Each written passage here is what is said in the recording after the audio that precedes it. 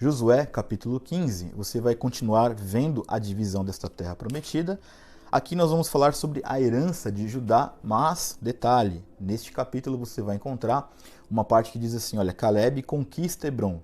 Pode ser que você me pergunte o seguinte, Marco, mas Hebron já não tinha sido dado a Caleb? Sim, já tinha sido dado, porém ainda havia um trabalho a ser feito. Se você vai se lembrar, você vai ver que muitas terras ainda tinham que ser conquistadas e ali não era diferente.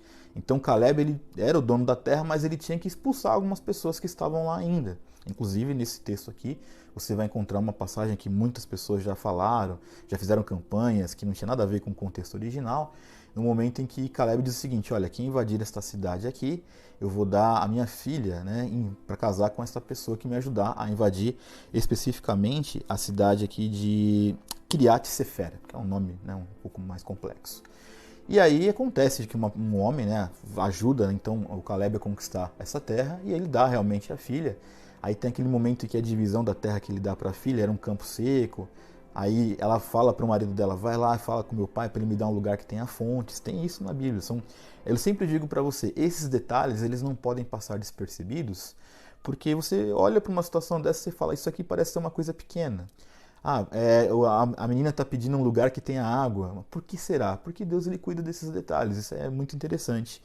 E na parte final do capítulo, você vai ver, como também um inventário, uma espécie de relatório, todas as cidades de Judá. Então, tudo que foi dividido, que foi dado como herança para Judá, você vai ver cidade por cidade, nome por nome.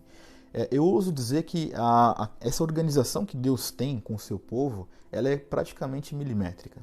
Nós vamos ter muito claro que essa geografia e esse contexto de saber qual é a cidade, qual é o limite dessa cidade, a quem pertence, não é à toa.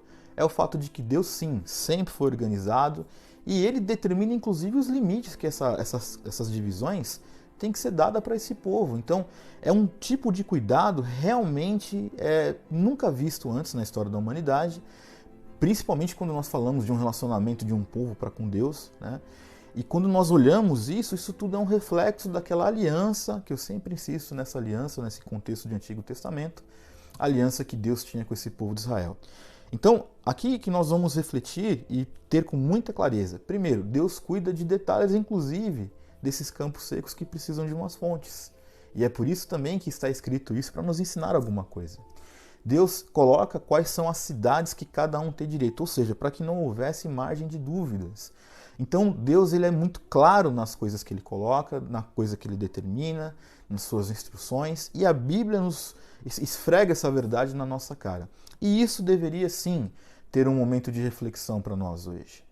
Se nós cremos na soberania de Deus, se cremos o quanto Deus ele é maravilhoso e cuida de nós, nós não deveríamos ter nem a metade e nem 10% das aflições e preocupações que nós temos, porque um Deus que sabe, que coloca, né, que deixa para nós aqui nesta Bíblia as cidades que eram para ser divididas para cada das tribos, lugares que eram secos, ele mostra uma história que até fontes, até um lugar que tenha fontes são concedidos. Será que um Deus com esse tipo de cuidado com este povo não olha para dentro dos nossos corações e não olha a nossa vida, não olha as necessidades? Certamente que olha. Certamente que nos ensina e certamente estabelece limites para que nós não venhamos nos prejudicar. E isso tem a ver com acreditar em Deus, como ter fé em Deus e saber que nós temos este Deus, nós acreditamos neste mesmo Deus, que é um Deus de detalhes, é um Deus que conhece a nossa história do início ao fim.